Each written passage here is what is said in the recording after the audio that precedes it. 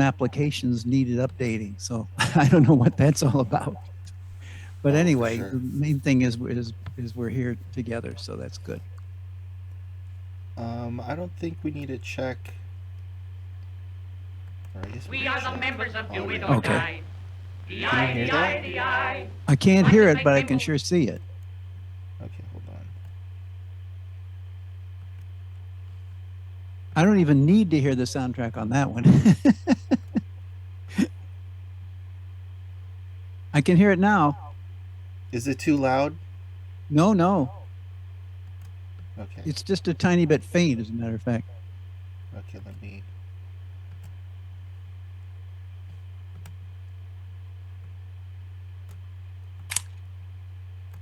Well, Is that's that good now.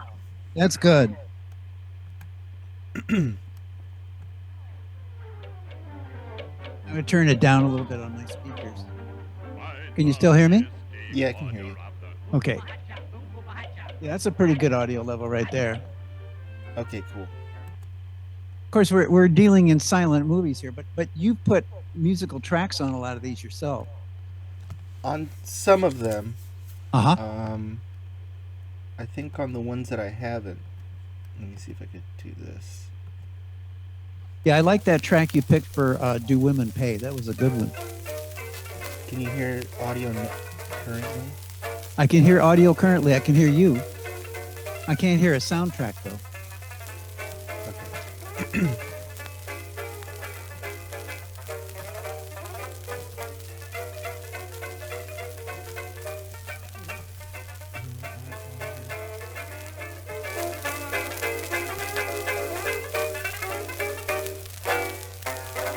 You don't hear any old music? I can hear no music.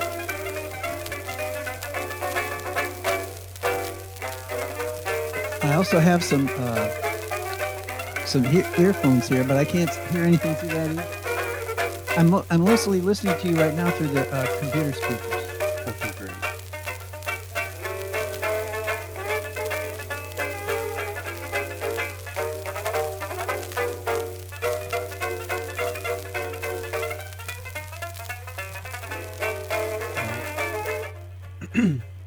Yeah, some of these won't have soundtracks because I haven't picked any yet. But so no worries there. I'll let you know on those. But I'll Well, go. we will provide the tracks Yeah. as we talk. So as you can see, this image. I know it's a little bit dark. I gotta fix it and make it look better. But This was an um, ad for the home movie release, right? Path X. it looks like it. So that's what I wanted to ask. These films, these Aesop's Fables films, which were produced by, you said Paul Terry. What was the name of his Van studio? Buren actually, Oh, Van Amity Buren. J. Van Buren produced them. Paul Terry was the director. Did um did they ever go into Paul Terry's ownership? Did Paul Terry ever own these at any? Not that I'm aware. I think all the cartoons that Paul Terry actually owned were his Terry tunes. And was Paul Terry the creator of Farmer Alfalfa? I believe he was. Of course, his first character was Little Herman, but no, but that film doesn't seem to have survived. Little Herman was a cartoon magician, but you probably heard the legend of when Paul Terry tried to sell his film. One of the distributors said, "You know, your film was more valuable before you put those pictures on it." Wow. That must have made him feel good. And what's Paul Terry's background? How did he reach to the point of being a director on these films? Well, I It's don't think he had a background in film. He was a newspaper guy. I think he did newspaper cartoons, like J.R. Bray did. I think they both worked for newspapers in New York. And then the first employer of Paul Terry was J.R. Bray. And the first Farmer Alfalfas were released by Bray. You've probably seen some of them, like Farmer Alfalfa Goes to New York is one title that comes to mind. There's a bunch of them. So he And was that was before he got the contract with Van Buren to do Fables, which Van I think Buren. started in 21. Yeah. Anyway, No, yeah, Van Buren was already making animated pictures at the time. That was his, or was the Aesop's Fables the first thing that they made animated? what a great question. There's a wonderful new book on Van Buren, his entire film career, live action and animation. I don't have a copy of it yet. I forget if Bear Manor Media put that out or who put that out, but it's a pretty recent release. So one of these days, maybe I'll snag me a copy of it. But it looks like a good book. Yeah, You know, because Amity Van Buren, as maybe you've heard, uh, reissued a lot of Charlie Chaplin comedy, mutual comedies, and put jazz soundtracks on them, featuring Benny Goodman on clarinet. Maybe you've heard some of those. They were darn good tracks. But that was Van Buren's idea to reissue the Chaplins. what I have on screen is a. It looks like a very young photo of Paul Terry. I've never seen him this young. I have He not looks seen young to him that me. young either. So that's a really Hey, cool photo. have you seen that short that I think was copied from my print about I think Paul Terry talking about Social Security, Oh and wow. he's sculpting. He became a big fan of ceramics and sculpture later on in his life, and there's shots of him working in his studio. I don't know if you've ever seen that. And there is the man himself, Mr. He's looking younger than I think I've ever seen him. There, he has no gray in his hair. It feels like to me that at the time, because animation was almost a new way to make money, that there were these sort of businessmen that were like, yes, let's try our hand at animation. Let's give it a shot. Is I'm only assuming, but is that Van Buren? Is he kind of just like the business owner, or do you think he had much creative input into this, or he was kind of like, hey, you Paul Terry, make these cartoons, or I because must read that book. yeah, My guess would be that he came from the exhibition side of the industry. You know, like for instance, like Sam Goldwyn, people like that. He was called Goldfish in those days. In the very early years of film, you know, at the turn of the 20th century, these people, their idea of a theater was to rent a storefront and put a bunch of chairs in there, have a projector at the back of the room, and a big sheet up at the front, and they called those Nickelodeons. And for a nickel, you could get inside, you know, and sit on one of those uncomfortable wooden chairs and watch movies for as long as you wanted to. And probably that's how Van Buren got into the business. And then they started to an exhibitor sooner or later would sort of hit the wall. You know, you mean this is all that's I have to pick from. You know, I want to I want more of a variety of films so I can keep my customers coming in. So then they entered production themselves.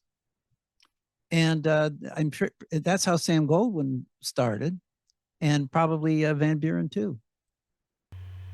here's a really early photo of Paul Terry, and I believe it's his wife. This is from 1928. So Wow, so yeah, that, around the time the ESOPs were going on, right? that's very interesting. That has the feel of a line drawing that's based on a photograph. And I like the little. It looks like little Henry, the cat, dancing the black bottom or something, or the Charleston, the way his knees are bending. That's very good. Now, the another person who's really important in this story that you've mentioned is Frank Mosier, right? Yes, and Now, of course John Foster. Don't forget John Foster, because John Foster was the key story guy on the Aesop fables. I'm not sure how he and Paul Terry met each other, but they worked very closely together until Paul Terry went independent from Van Buren. Is this Frank Mosier here? yeah, I've never seen him Wow, before. very good. Now I don't know if I've ever seen a picture of Frank, but he was I think one of Paul Terry's first animators, and as it turned out, his best animator. And Frank Mosier's drawing style really established what everybody thinks as Paul Terry's drawing style, which really isn't true. Paul Terry's drawing style was extremely crude. And what was the guy's name? Jerry Shields. Yeah, Jerry Shields was an animator who drew also very crudely. And Jerry Shields and Paul Terry's animation is very hard to tell them apart. And then, of course, in the early years of Aesop Fables, Paul Terry still animated. You know, he was not just a hands-off producer. He actually contributed at least a scene or two to every cartoon. That goes clean up to the early sound cartoons that Terry made. He was still animating. But like I say, crudely, he was a very primitive animator. Like Paul Terry and Jerry Shields, I would call the American primitives. Whereas Frank Mosier established a bit of acting in what he did. He was very good at drawing hands. He could draw walks and runs really well. And what I love about his stuff mostly is his eye attitudes. He was aware of the way actors shift their eyes back and forth as they're, you know, going through their scene, and he would introduce some of that into his animation, and it really kind of brings the characters' faces alive. Also, Frank Mosier kept his job with Paul Terry for as long as he did, because not only could he do action really well, but he could do it really fast. And that was always, you know, when you've got a cartoon a week, with Aesop, the early Aesop fables were like one a week, you have to be really, really fast. And there's John Foster, the story man. Yes, indeed. Foster, when Paul Terry, as I'm sure you know, split off to go with Terry Mosier and Kaufman, Foster stayed with Van Buren and worked on the Aesop sound fables as well. And you mentioned Frank Mosier being quick, and that was really important at the time, right? Because they had to churn these out, you know, a new cartoon every 2 weeks, every how long? It was every week at the beginning. Oh wow! Remember the slate title at the end of a lot of the Aesop fables? It says "Here every week." You know, That's right. Aesop film fables. Yeah, it was Amity J. Van Buren's Aesop film fables. So every And week it was like turning out a newspaper. and I'm curious, you know what the process would be like, especially if you have to do one every week. I'm curious. Do you think they made a bunch of stories at once and then churned them out, or did they go one story per week, finish it, kind of almost like SNL? You know what I mean? Where the writers work on it first, pass it Sure. on to the animators, and then it kind of goes back to the writers doing it again. I'm Of wondering if course, that book goes into it. oh yeah, of course, in the earliest days of the film fables, the only story that existed was a written outline, just a couple of paragraphs long, and then the animators would just take it upon themselves to break the continuity into scenes that they could do themselves. Most of the time, they would do an outline sketch of the background, and a lot of times the director would say, okay, now Henry the cat comes in on the left, he does stuff for 40 feet, and then he goes out on the right. So it was be up to the animator to improvise that. Can you imagine the pressure, you know, that they have to get out a cartoon a week, and there were no layout sketches, no character designs, no nothing except the director telling you, you know, have them enter here and have them exit here. I can tell you how long the scene lasts. So you have to come up with all your own business and all your own designs. Wow. What pressure. But that And must have kept everybody awake. and the thing about these cartoons, um, they have a fable at the end of it, right? So do you Yeah, think moral. a moral? Yeah. Do you Mhm. think that's how they started? Okay, here's the moral. Let's pick out a moral and then build a cartoon around that. Well, Or that may have been true in a few instances, but the interesting thing about the morals is that they're always a comedy line. They're not, you know, they're a wisecrack. They're never, sometimes they're only a little bit related to what you just saw. Like at the end of say the one I watched last night. Oh yeah, Do Women Pay? At the end of that, they say the corner saloon must go or should go, and that's just a little bit related to the story. There's a saloon shot towards the beginning of the picture, but after all that stuff, where the hard or soft heart or hard hearted uh, John or whatever the name of the cat was that kidnapped the girl, after all going through all that stuff, he gets shot in the heart, falls down, and then the moral is the corner saloon should go. So you see what I mean? It's a gag line, and they probably just tossed it in after the cartoon was done. That's what I would think. But who knows? It could have worked it the way you thought they did it. I'm not sure. So But yeah, that's an interesting magazine there. yeah, I managed to get a bunch of these trade ads, print ads, revolving around the Aesops and the Farmer Alfalfa and the Terry stuff. So yeah, it's great That's to see wonderful. also the. Let me see if I could zoom in. I'm going to see if I can make this a little larger. Yeah, I can read it better now. Okay, let me. Because this is an article about how cartoons were made, so I think they interviewed people from Van Buren, from Fleischer. You see Coco there on the right, Paul Very Terry. good. So it's Yeah, look at Coco. That's great. I think you could see who drew that. Do you see right there on the bottom left of the monkey? The Yeah, signature. it's signed. I can't really read the signature too well. Is that Paul Terry? Looks like it's signed. Yeah. Yeah, it's signed Paul Terry. Yeah. Yeah, but Paul Terry could have drawn that. Like I say, his background was newspaper comics. So a lot of his sketches sort of look like that. Oh, so I want to. He didn't animate well, but he could draw funny. So you mentioned that Farmer Alfalfa's was. Oh, look at the Life. See, the Hi Hat Herald is from the Life cartoon comedies, which were Scarfoot McCrory. Oh, here it is. He was one of Terry's animators that went out on his own. Did the Life cartoon comedies. The infamous Scarfoot McCrory, who supposedly beat his animators when they were low on footage. So you can't do better than that? Okay, hold out your hand. He's slapping with a ruler or something. Yeah, Scarfoot McCrory was pretty tough. Tough boss. But So- yeah, have you ever seen any of those Life cartoon comedies? I don't think so. Do you have any? There's a lot of home movie editions that exist of those. Oh, cool. So you mentioned that Farmer Alfalfa started off with Bray.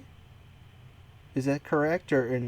What was his first appearance? Have you left the meeting? I can't hear you. Oh, can you hear me now? Hello?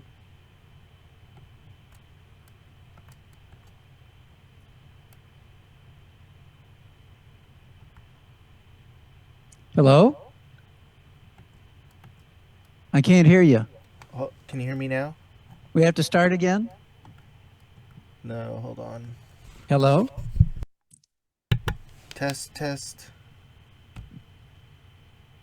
In Fibber McGee's closet. Everything's always falling down on me. Okay, there we go. Okay, cool. I'm looking for. Yeah, I love that cool- article. That's a really good one because it mentions the Life cartoon. I don't know how much of it recorded. I was talking about the Life cartoon comedies with the infamous Scarfoot McCrory. Yeah, I got all of that. No worries there. Okay, I'm blowing it up to full screen again so I can see things better. That looks good. I'm wondering. Well, they even talk about Bill Nolan. Wow, this is a very interesting, comprehensive article. Yeah, I'll send it to you. That's a nice shot of down that looks like a Paul Terry sketch, where he's got his. It even mentions Frank Moser. Oh yeah, by Frank Mosier and Paul Terry. He gave Mosier top billing. Of course, the 19th Hole Club. That's one of his own cartoons. That's one of his Paul Terry tunes. That's not an Aesop fable, in other words. And yeah, what I was talking a bit earlier was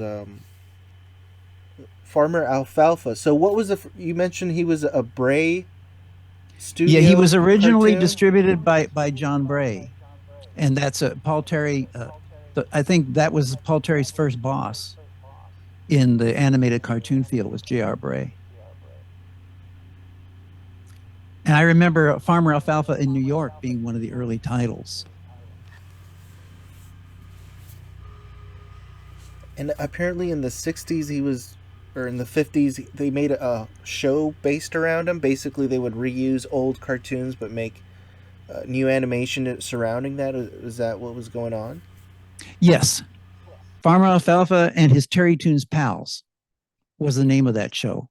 Not every cartoon in the show was Farm Alfalfa, obviously, because they had the entire black and white library of Paul Terry tunes to draw from. So that was an early CBS show because Paul Terry sold his entire output to CBS, I think in 55 or 56. And one of the early, besides Barker Bill, which was the very first Terry television show, they had Farmer Alfalfa. So what I'm going to do is start first with in one of these Aesop's Fables cartoons with Farmer Alfalfa, um, and it features the continuing theme of Farmer Alfalfa having these wild trips, which I just love. Um, so so yeah, I'm excited for you to check this one out. Okay. So See, like even there in that shot of him golfing, he's got a little hip flask there in his pocket. he's so funny. So we'll go ahead and start with this one. Okay.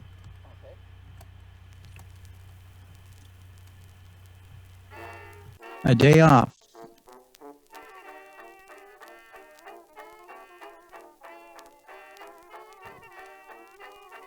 Wow, that's nice stuff.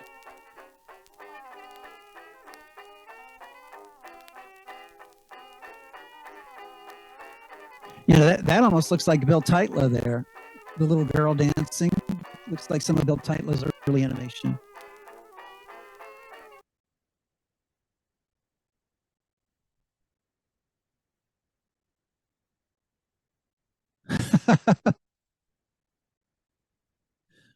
Wow.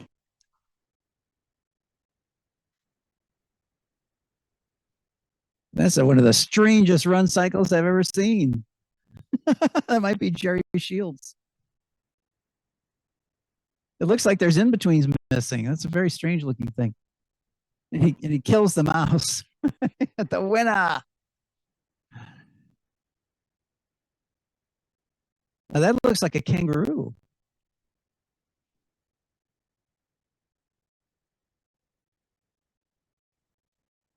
That has a Jerry Shields look to it there. Very primitive. Jerry Shields loved 2 drawing or 3 drawing cycles. Things he would use them over and over and over again. Interesting. It's a sack race. They're both wearing sacks completely over their bodies. Yeah, he's like the Paul Terry kangaroo. It's one of Kiko's forebears. Paul Terry had a character in the 30s called Kiko.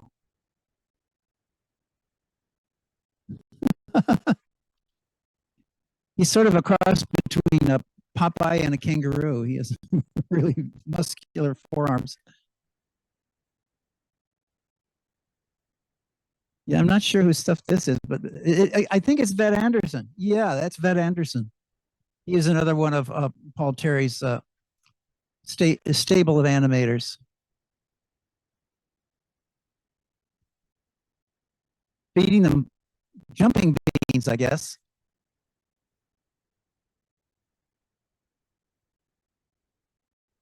There may have been dialogue titles in some of the in here somewhere that are now missing.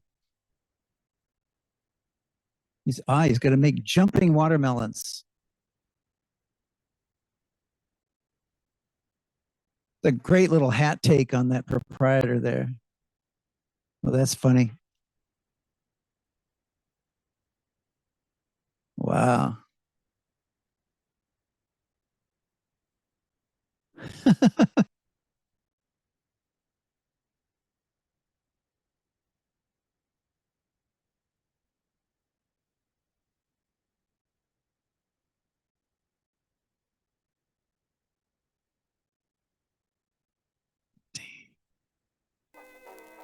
Looks like Jerry Shields.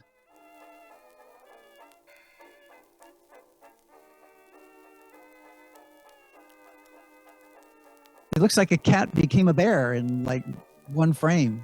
There might be a scene missing there.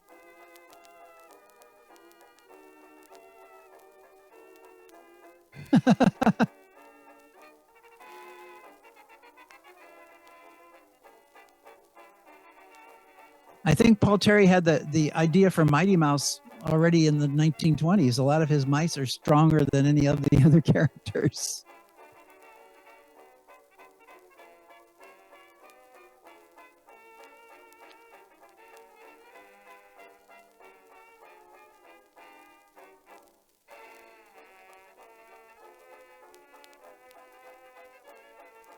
These are kind of like Mickey Mouse's ancestors too, you know, all these mice characters that Paul Terry had.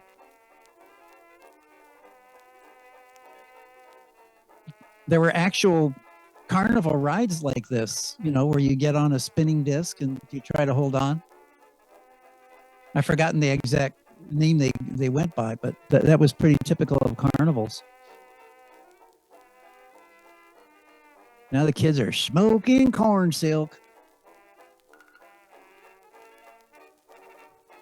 and getting sick. Wow.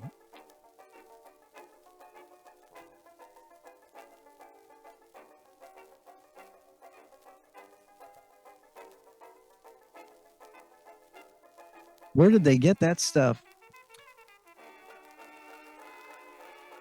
They're so high, they're flying through the air. They're sliding down a snow slope. Oh, there's even penguins in this picture.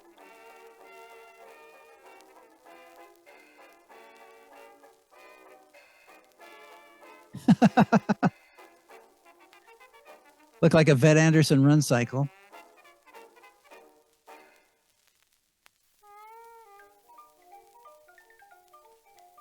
Fourth of July. It's like he's lighting the fireworks. Ah, finally we get a title, The Greased Pig.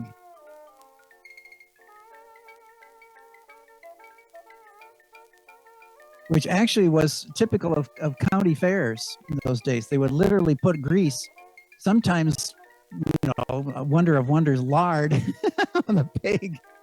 And then you'd have to catch the pig and hold on to him when he was all slippery like that. That was an actual county fair kind of a game.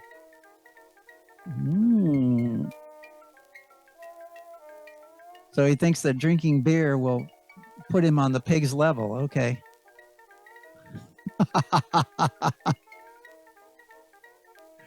He has to hit him on the head to stop him from drinking.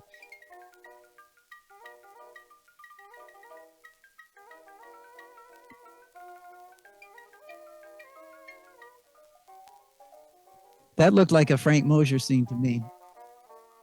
Paul, Farmer Alfalfa crawling around on his hands and knees.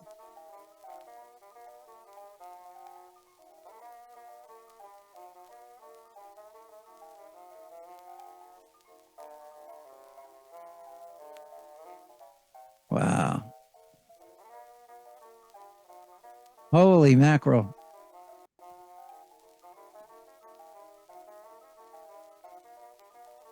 Paul Terry loved this little character with that's like a stick figure, you know, with a human face.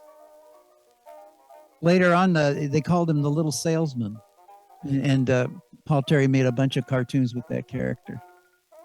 Looks like the Ku Klux Klan got together and is looking at him over the wall. Wow, that's terrific stuff, though. Wonderful imagination.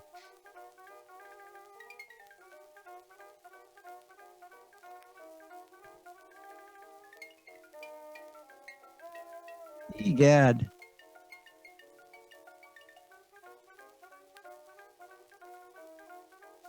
Then he's in a hotel lobby. I don't know what happened there.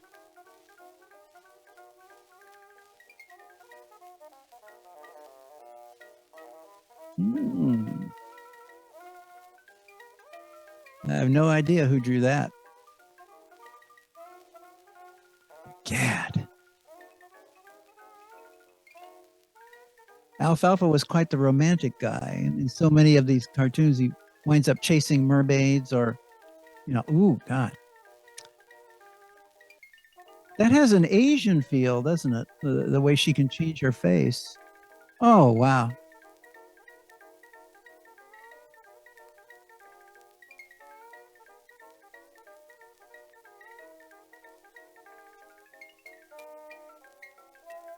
Ooh.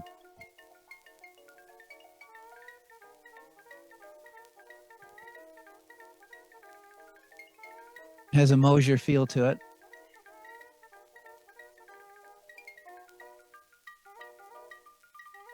That's where the CBSI came from, the disembodied floating eye, always spying on Farmer Alfalfa.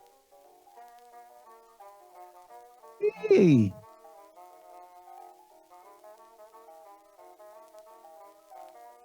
I love the drawing in that.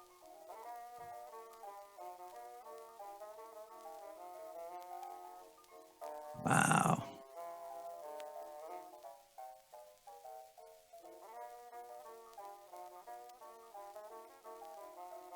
You could really see that this is the ancestor of What a Night, and with the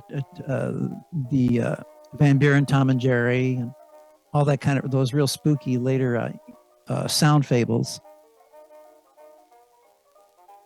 There's again a kind of an Asian thing. Oh my gosh. Yeah, that kind of looks like the salesman character again.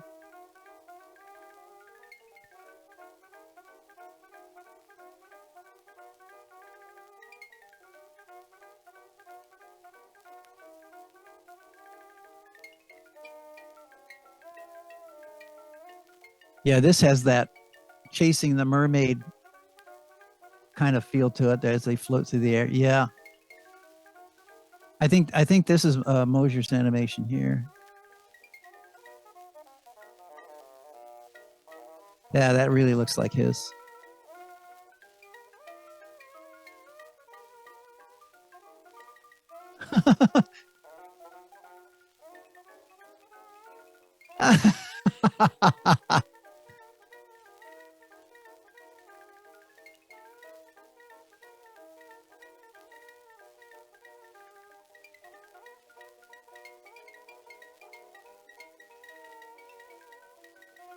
Bang.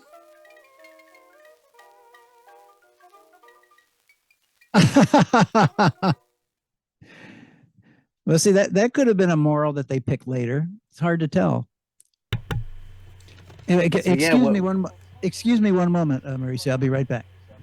Sure.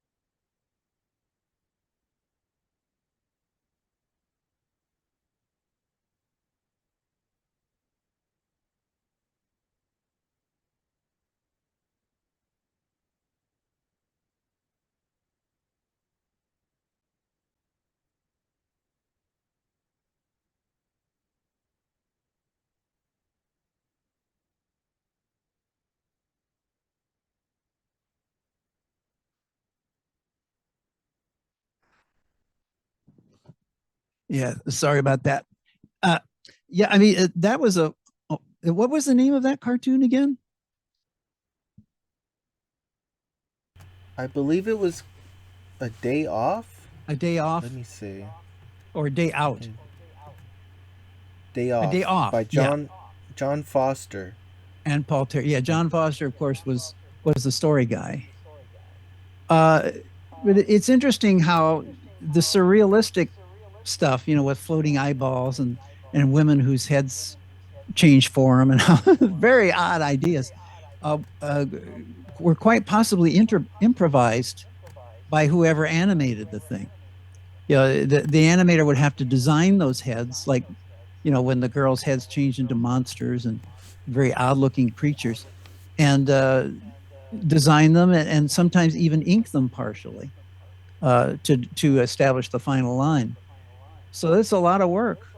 And but I love that floating eyeball idea. That was really great. And there's so many the ghosts and all these things that float through the air. And wow. So and that's all from a day off, right? I mean, that's not.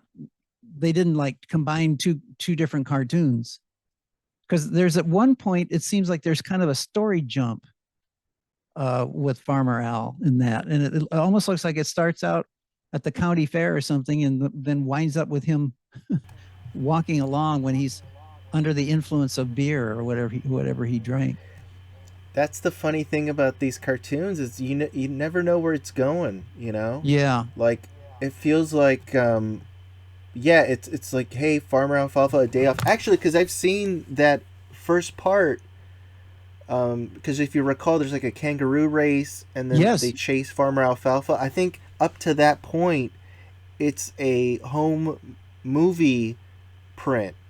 Ah. Um, I forget what the name of it because you know how they changed the name on these, but Mm-hmm. up to that point, I think it's a home movie print, and then everything afterwards, because of course it's got Farmer Alfalfa just tripping his balls off, and it's just seeing all these weird images.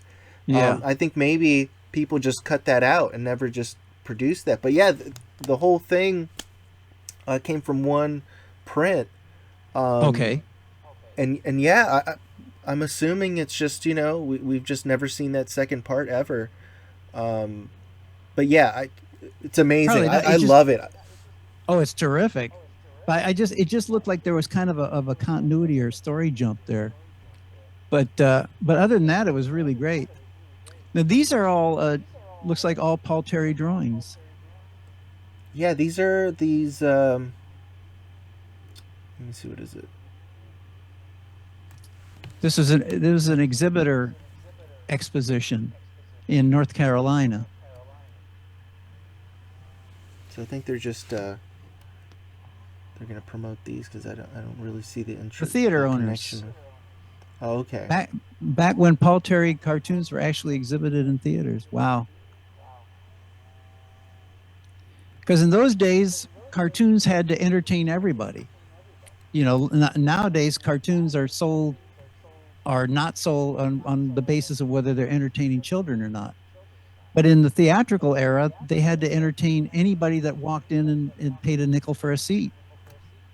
So it's a whole different sensibility. And they weren't afraid to do scary images or even sexy images or surrealistic images that might frighten children because they thought it would amuse the adults. And look, here's how they were described. If you Uh could huh. read that for us. Quote him, yeah. With the exception of the Bible. Wow, that's kind of an interesting claim. 2,600 years.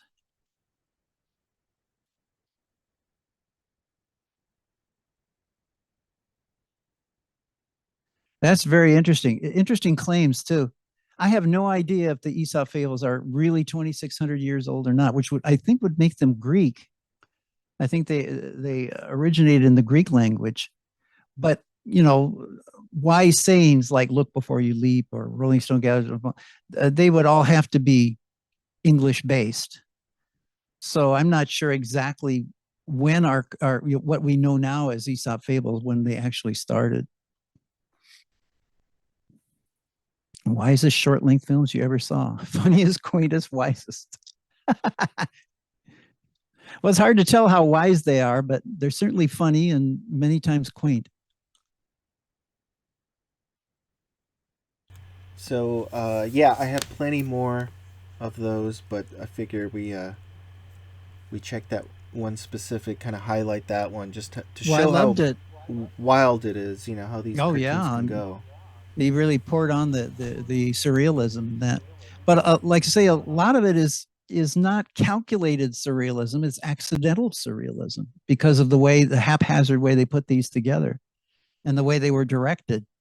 Like Farmer Alfalfa jumps in the fountain. Maybe there's something in the fountain that appears around him. You figure it out. So that's what a animator had to do.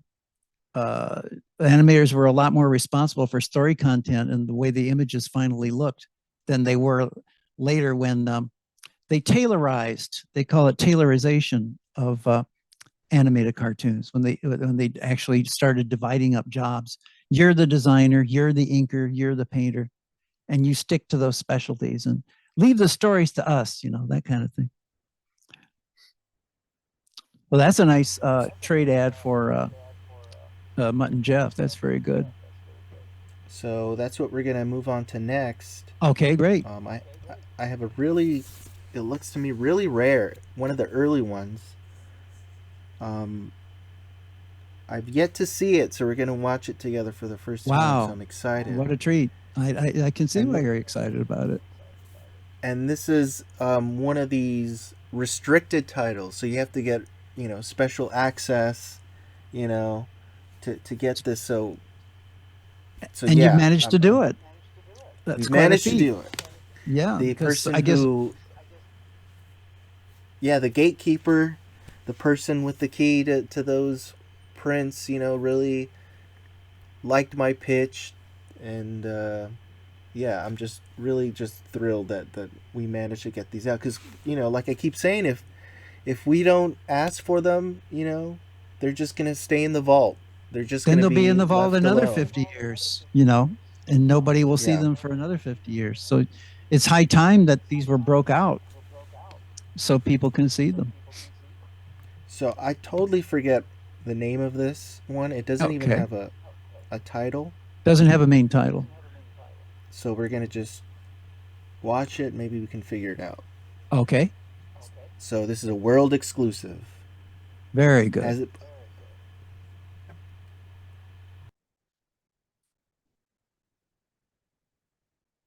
This is done from a nitrate print, no doubt.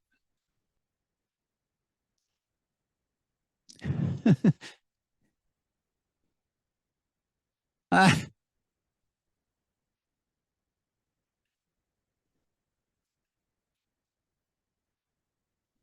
this is the kind of idea that's right out of the comic strip, too. There's one born every minute. Poor Jeff was always the sucker, and Mutt was the sharpie who was always taking him for a ride.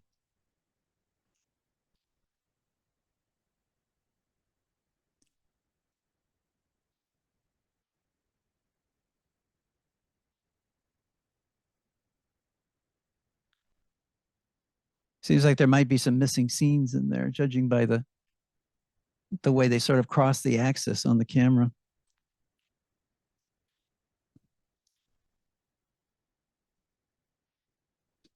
Hard to draw.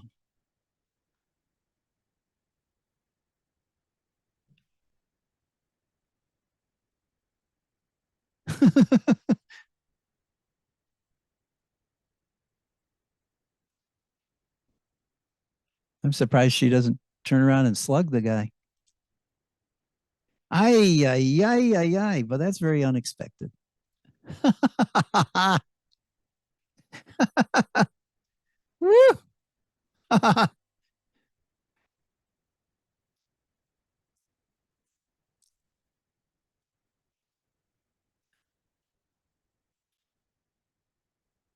The monkey part.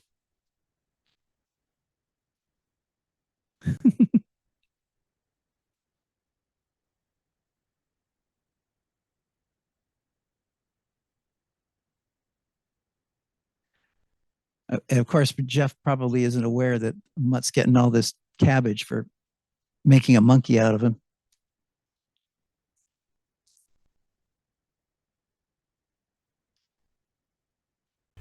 I know there's another He's used in cartoon another act.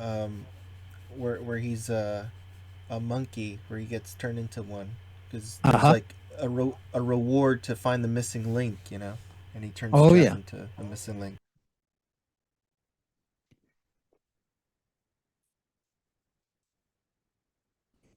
it's kind of nice stuff on the monkeys. Nice attitude. Wow, he's getting romantic now.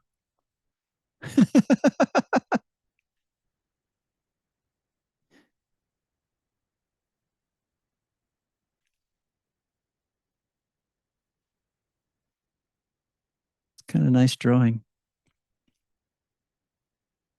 Maybe George Stallings did this stuff.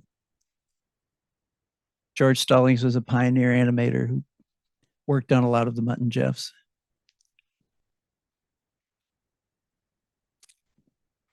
And there's a completely different animator's work. Wow.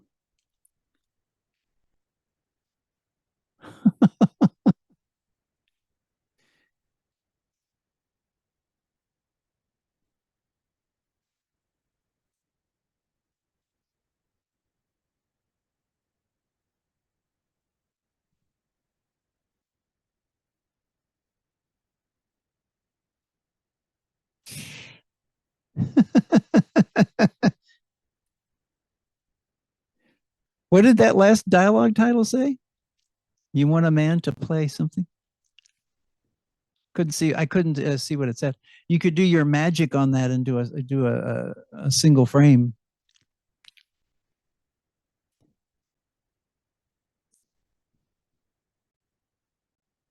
So, do we have any idea what the year or the distributor? Oh, what did it say? You want a man to play Rip Van Winkle? Yeah, that is kind of. It feels like a last line or a gag line.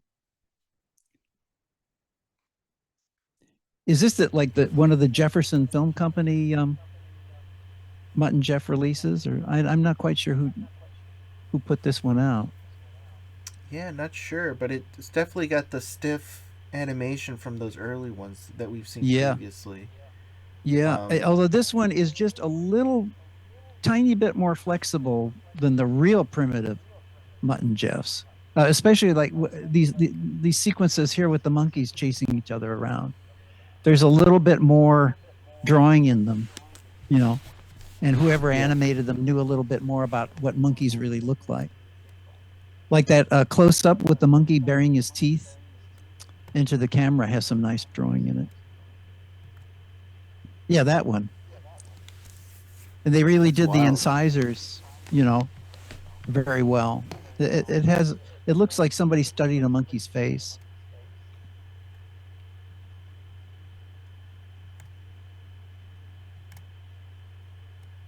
He's used in another act.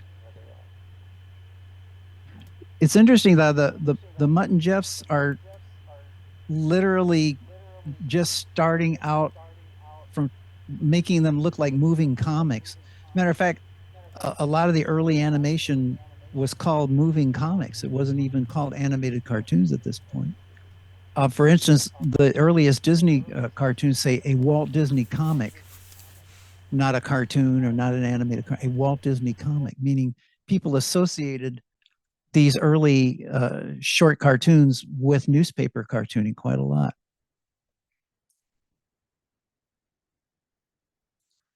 Also, you have the dialogue balloons, which makes it look like a comic strip. That's such an eerie shot with her arm being replaced by a snake. What an idea. It's very creepy. And the snake looks happy too.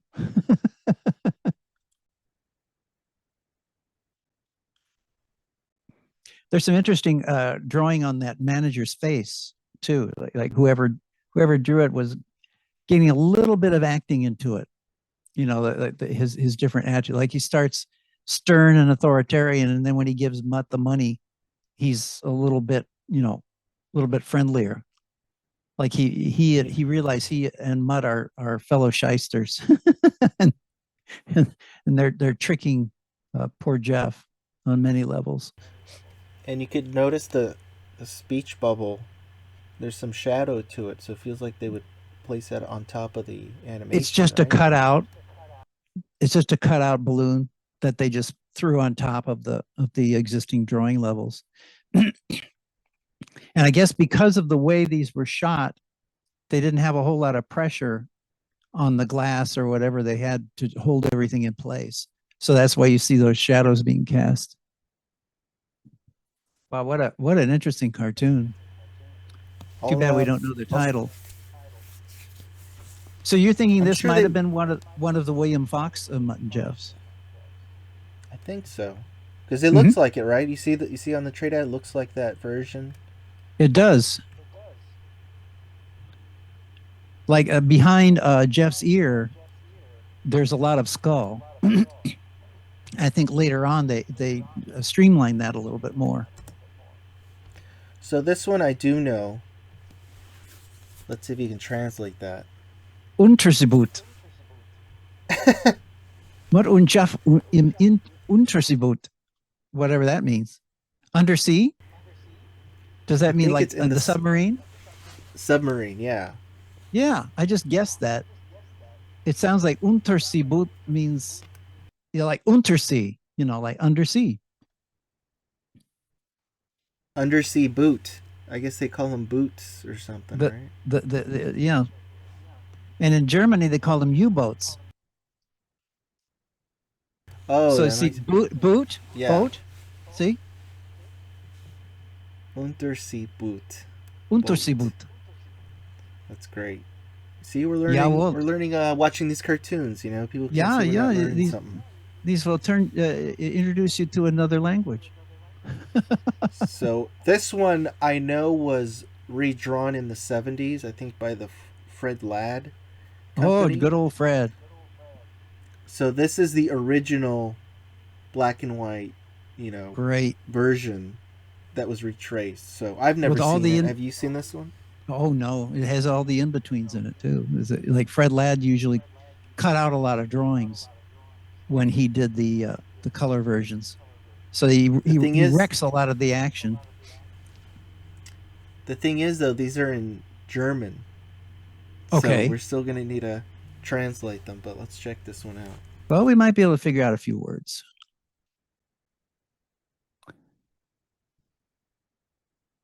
Let's go to the. There was already something that we. Do we know the It was year? quick. Oop. The year Is it one of the ones that Dick Humor worked on? Like from 1925, 1926?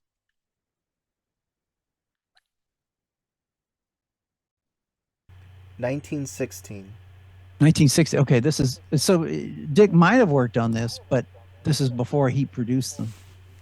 Jeff after Sushnach Alcohol Smugglern. So that has something to do with drinking alcohol. Do you think he's smuggling It could be. alcohol? Maybe they're trying to Yeah, smuggle yeah, alcohol through their Mugglern. submarine. Yeah, I think you figured it out. He's using his boat or whatever to smuggle alcohol. So And this that's would one of the. prohibition. Yeah. So when did prohibition end? If this was from Well, I used to 1916, know that, and now I forgot. let me see. I think 32 or 33, because first Roosevelt allowed 3-2 beer. Yeah, Like 33. at the end of Bosco in person, there's a big scene with Roosevelt on the drum, and then Bosco Mm-hmm. and Honey parade down the stage with big mugs of 3-2 beer in their hands. So first they legalized that, and then I think the next year, maybe 33, 34, then they legalized all alcohol again. Yeah, it says here that it started in 1920. Yeah, So this was a little bit before that. that sounds right. So let's check it out. Of course, then too, Mutt and Jeff might have been trying to avoid the liquor tax, and that's why they might have been trying to smuggle it in as well. That's funny. Great big fish. That's the submarine. It's designed like a fish.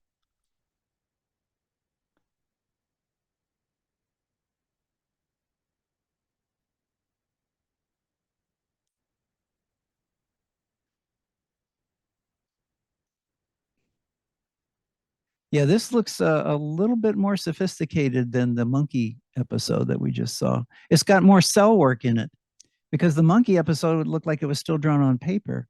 And this really has the feel of painted cells. They even had a German, oh, it's a kosher help, the Hebrew lettering for help.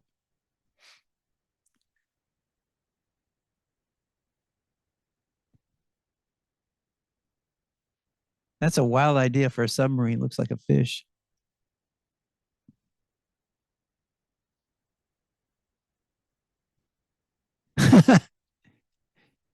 That said something about something stuttered.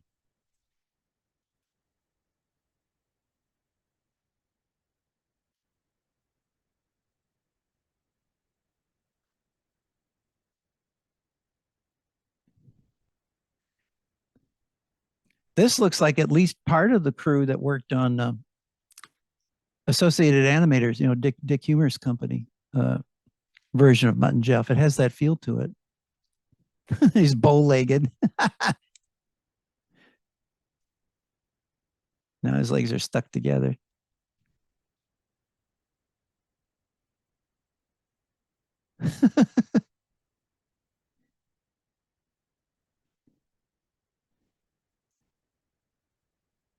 They had a lot of fun with Jeff. He was probably more fun to draw and more compact than Mutt was. So they gave Jeff a lot of the action to do, a lot of the slapstick stuff. It's always harder to draw a tall character than it is a short one. I don't know why that is. Oh, that has something to do with getting clobbered. It made him feel like he was growing taller.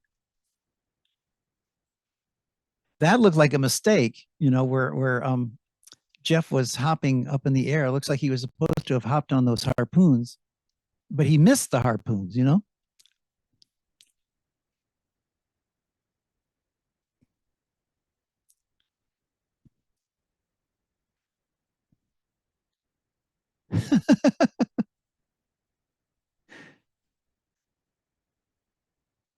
Something about the tube or something.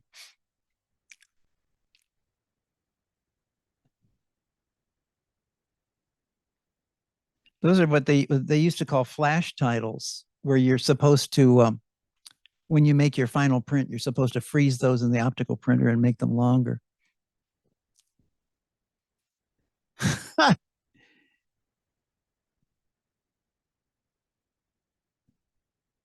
goes the sub.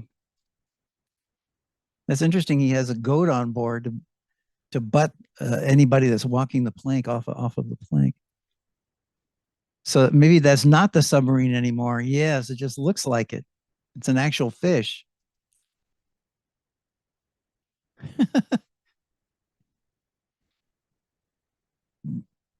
I love stuff like that. Little fingers growing out of ocean waves.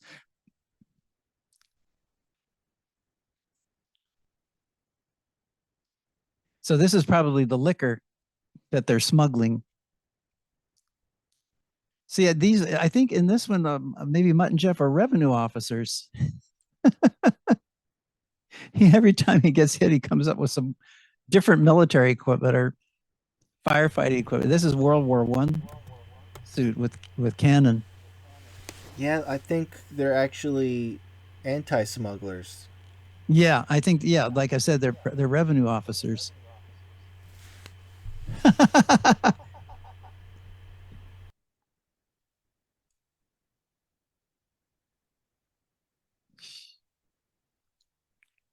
So he's still on a real fish, Jeff, at this point.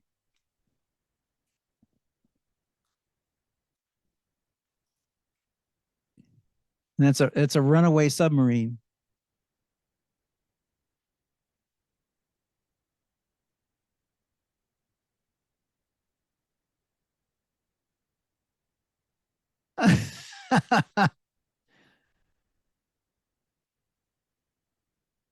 Walt Disney used that gag several times, and so did Oswald Bosco. Where the legs are stuck on two different objects like two different trains or whatever, and then they link them. Wow, that was a surreal gag. Like the fish, I guess the fish swallowed the submarine.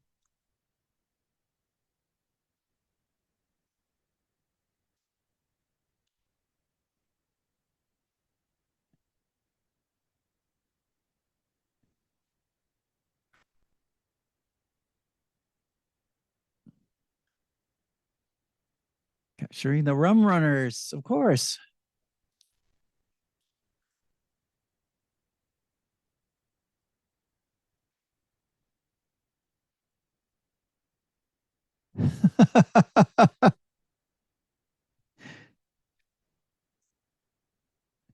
Some friends they were.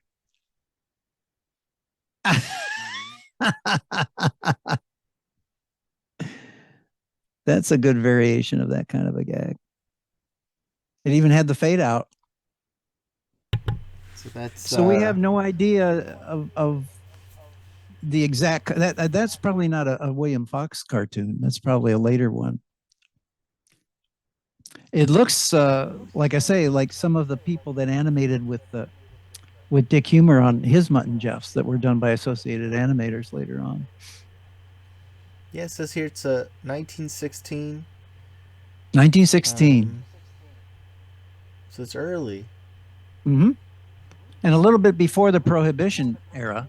So in those days, Right. rum running was done to avoid taxation on rum because hard liquor was taxed individually by whatever country or county or city or whatever that it landed in. So it might be a Charlie Bowers or a Barre. Because Could didn't they be. work on the early ones? They did. Yeah, Charlie Bowers was quite the rascal. He was almost as big a rascal as Scarfoot McCrory, and ripped off a lot of people. He got the Mutt and Jeff license, and then he would not deliver the cartoons on time, or he would steal the production budgets or things like that. He was quite a character, but he was also an innovator. He was an innovator in stop motion animation. So now we're gonna get into some Back really to back to in Fleischerland. back to Fleischerland. So I wasn't aware of the Inkling series, but can you tell me what that is? What kind of series that was for the Fleischer Well, I Studios? understood that I've seen one or two of them, and they're an anthology of gags. I think Dave Fleischer took all the credit for them. I think he's in a couple of prints I've seen. Max's name is not on the titles; it's just Dave's. And he took some animation and some live action and things like that, and made a humorous reel out of it, like a newsreel. But it's not a straight newsreel; it's a comedy newsreel. And I think that's why he called them Inklings. They were just, in other words, just little cast-offs, not trying to tell a complete story, just little ideas here and there, probably introduced with titles. Anyway, that's what I've understood of them. But because they were topical of their time, they did not stand the test of time, and probably that's why so few of them were preserved. They just tossed them out like an old newsreel. So we're gonna take a look at one of them. Great. Yeah, I've never really seen these, so it's exciting to check this out. So let's go ahead and watch one. Notice on this that exhibitors trade thing you just had, how often Warner's name is on those. Evidently, Warner. See, like for bookings, contact is it BL or SL Warner? See down there on the lower left. That's interesting because Warner Brothers wound up with a lot of prints of the out of the inkwells, didn't they? See, SL Warner, Sam Warner. So he actually controlled some of the distribution. And there's the bookings in New York and New Jersey address Warner's Exchange. So that kind of maybe that answers some of that mystery of why Warner's wound up with so many prints and film materials on the Inkwell series. Because I did Anyway, notice in the mhm. Popeye DVD, there's a couple of Inkwell cartoons in there, and they look phenomenal. They have Yeah. bedtime. I think they have Trapped, Hmm. and they look like they're from really great print. So with what's going on with Warner Brothers, I don't know. Fingers crossed, but hopefully we can circle back and see what's in there. It's just interesting to see like little tidbits of information like this because I didn't realize Warner's did any of the distribution back then, and it's all regional too, as you can see. Anyway, let's. This is the Inkling cartoon. Now this is comes from a German archive, Eindhoven.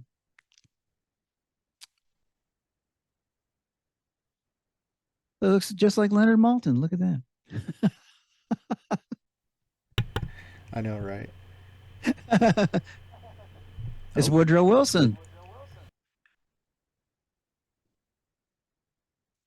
Yeah, as I recall, this was kind of typical of the sort of thing that the Inklings did. I wish I could remember the name of the guy that did this kind of stuff, where you would cut out pieces of the drawing and then rearrange them, move them around. I mean, it might have been High Mayer that did this kind of stuff. He had a whole series of these kind of cartoons, and Fleischer did as well. And now I can't remember the name of those today either. But Fleischer had a yeah. Look at that. He changed Woodrow Wilson to Abraham Lincoln just by moving the blacks around. But yeah, Fleischer had a whole series of films that just did that, just rearranged the blacks and changed one character to another.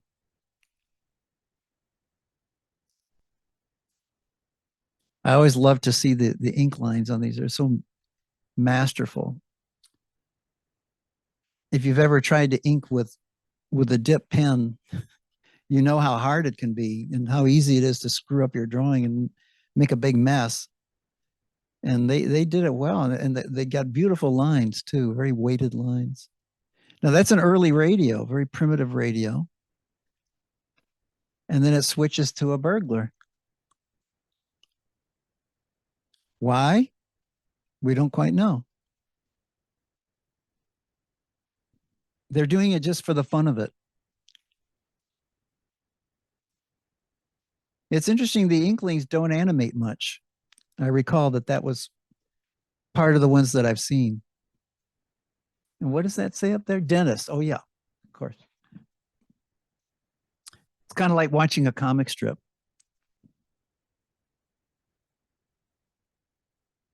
Yeah, it's very much like a comic strip. As he walks along. it looks like Max to me. It could be him. Yeah, looks like a caricature of him, maybe.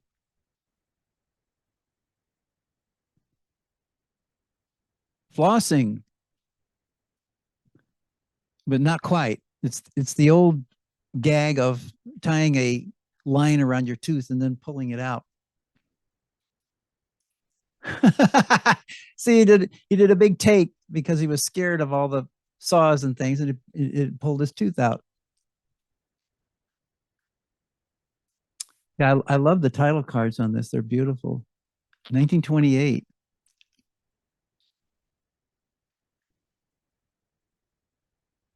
Again, like cutting pieces of black paper. Gosh, I wish I could remember the name of that series. I have a few prints of those too. Not the Inkling series, but the other one. They used to call this cutting silhouettes. If you've ever been to old fashioned county fairs and stuff, there used to be wonderful artists who would just sit down and make a portrait of you with a black piece of paper and a knife. I see. So he's showing the different years of the model cars and just cutting away pieces.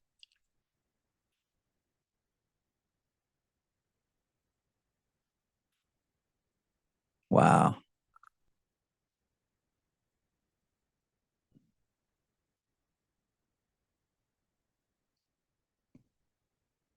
And it looks like they actually did this under the camera too in 1910.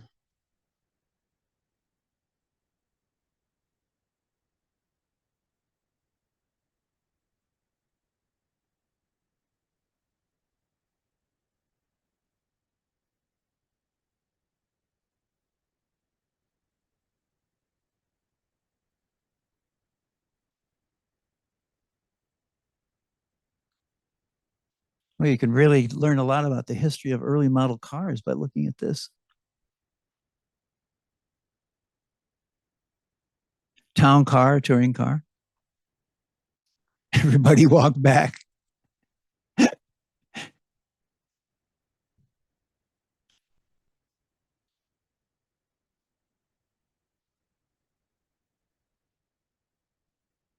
Make the wheelbase shorter and shorter. And that looks like a rumble seat in the back. The one-armed driver had no use for the arm.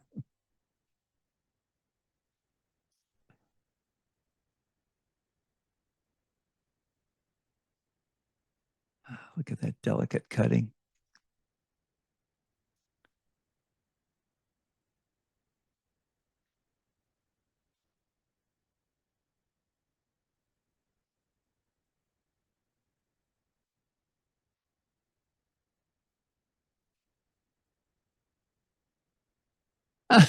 A can and a mouse. That's Bill Nolan's animation there. Look at that. So Bill Nolan did the only little bit of actual animation in it. But that's very good, though. Okay, hang on a minute. I'll be right back. Sure.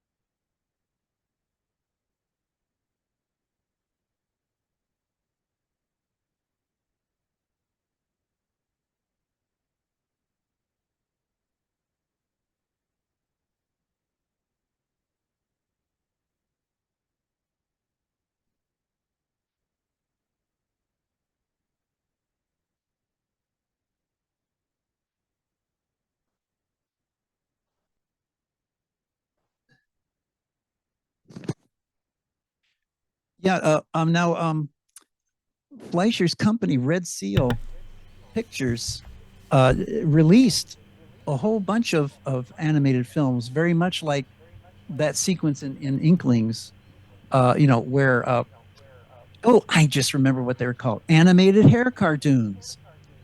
That's what they were called, and they issued a whole series of them. And I think High Mayer, the cartoonist, got credit for at least some of them. But it's that exact same idea, and maybe the idea originated in Inklings. I don't know for sure, but later on, Red Seal issued quite a lot of those, and several of them have survived. So what I want to show you next is a really Okay, rare out of the inkwell. It's called Circus, and I think there's quite a few of them that are titled that way. So it's kind of I can imagine this one getting lost in the shuffle. But a little confusing, yeah. this is an early inkwell.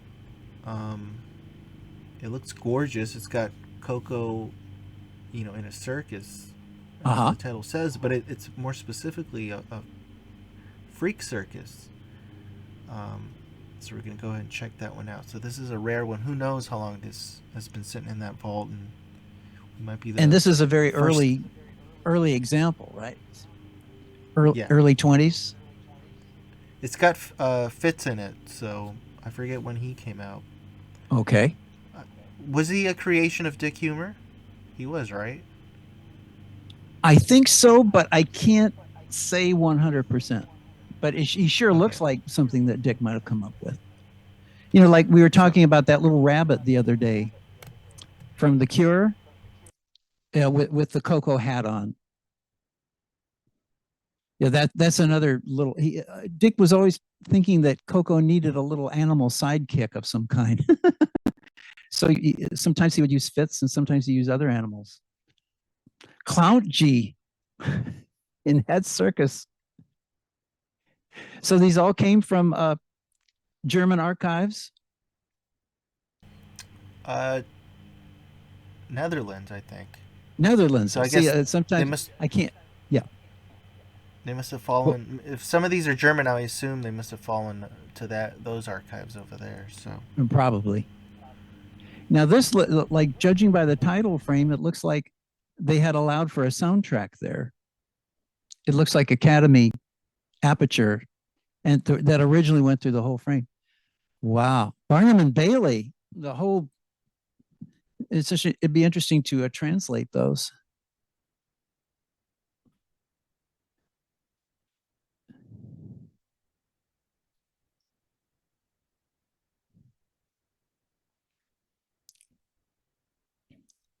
Yeah, judging by the style, this looks like the guy that they used as an alternate to Dick Humor.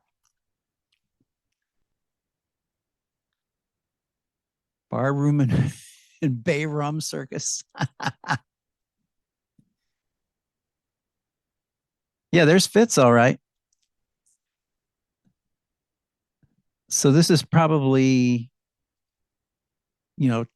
25 or 26.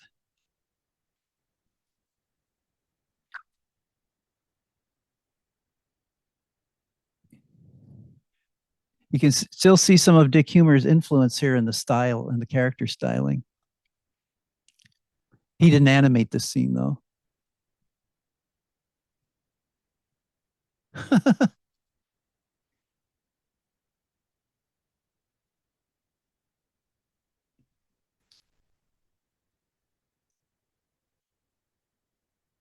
Wow.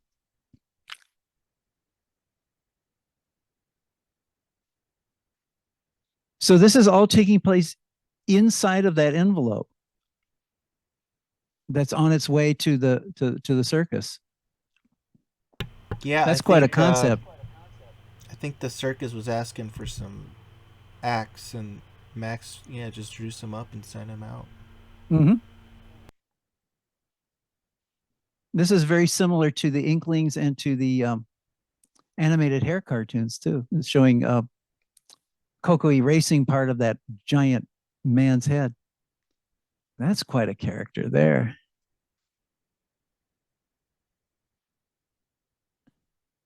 Yeah, none of this exactly looks like Dick's animation to me, but it's pretty good though.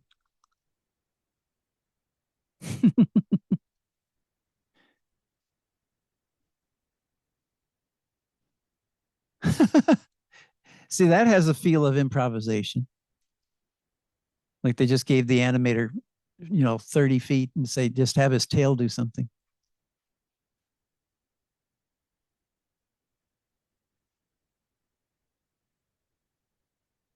That'll teach you to eat me. You just dispensed with him entirely.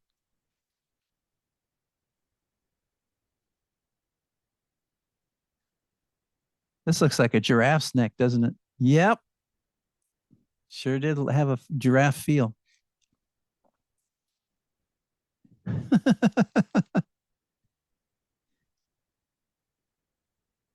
That has some great inking in it.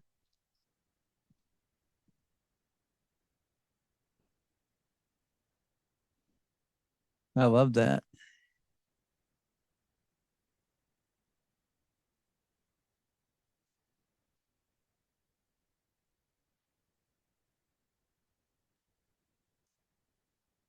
So all of his clothing is made of metal. He can attract it with a magnet.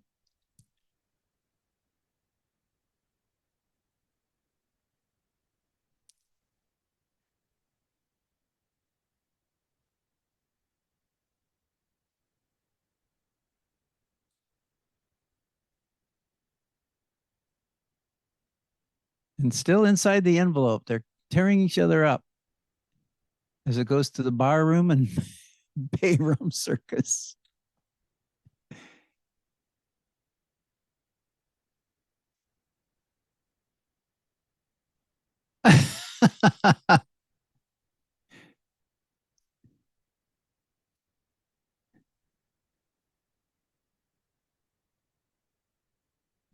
Something about a flattering portrait.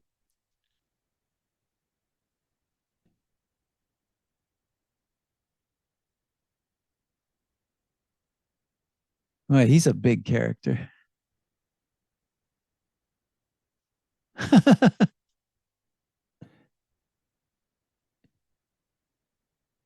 There's another snake act, Python.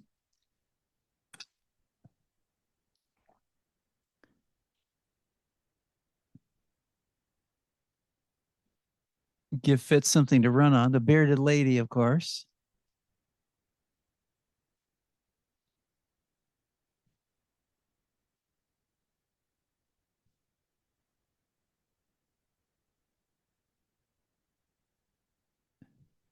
Live action and animation. Wow.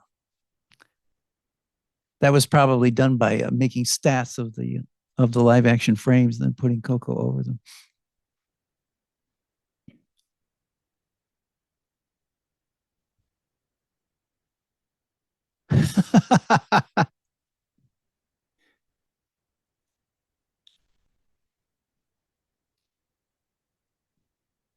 This reminds me of bedtime. So the Coco can grow at will. This is very much like bedtime. Love stuff like that. Ah, God.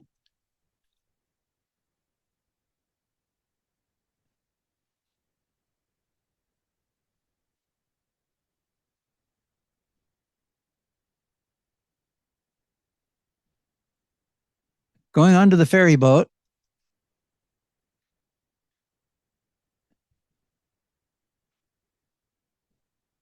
Goodbye, you monstrosity. Look at that.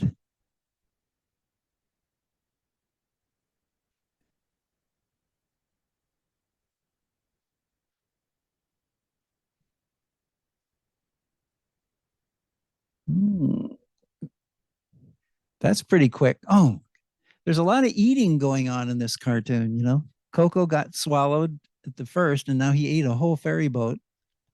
And now they're putting him back in the inkwell. Ferry, that's the end of it? Ferry Yep, boat and all. that was It is wild. called circus. That's very interesting. It almost feels more like a carnival than a circus, you know, because it's just they never show any big tents or any animals except that python. But this is really incredible, especially the Yeah, last sequence, you know, where he grows himself to be an enormous height and chases the cowboy. that This was again wild. That has was like, that. What were you going to say? yeah, it's like rotoscope this sequence where he's running at the camera. Yeah, it's it looks like it's based on somebody's real poses. That's for sure.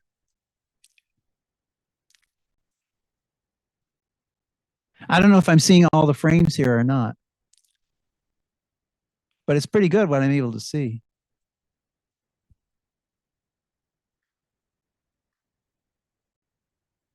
Beautiful looking copy too. Old nitrate print. And we're very He's lucky the that we can scan these because you could never run these through a projector again, judging by the damage on the perforations. And what were you looks going to like he say? was the he looks like Coco was the original kaiju, a Godzilla, one of these big monster creatures that Japan absolutely loves. So it's interesting to see this not just happen in bedtime, but happen in this circus one. Yes. Um, And it may but have yeah, this happened is in a few more that we've never seen. this is wild to check this out. Yeah, I So our really enjoyed seeing this. our goal now is to send this off to professionals so they can clean it up, stabilize it, translate it, make it look the best that it can. But yeah, it's exciting. I mean, we're like the first eyes to see this stuff, so in quite a while. First Um, eyes in many years. And these all came from a Netherlands archive, you said? Yeah, the farmer alfalfa one came from the states, and then these came from the Netherlands. Ah, well, I'm really glad they held on to him for as long as they did. But thank you again, Mark. I'm glad we got to see these. I have plenty more. Like I said, they gave me a huge batch of them. I just have to format them and make them presentable. But Well, I'd love to there's see more to more come. when you have time, That would be Absolutely. great. I really enjoyed these very much. Well, thank you again, Mark. I'm glad you took some time to check these out. Like I said, I just And love showing these to you. So, well, I loved them and thanks for including me in this. It was really a lot of fun. So we'll talk thanks to you again, Mark. later then, I guess. Are you ending the meeting? Let me see.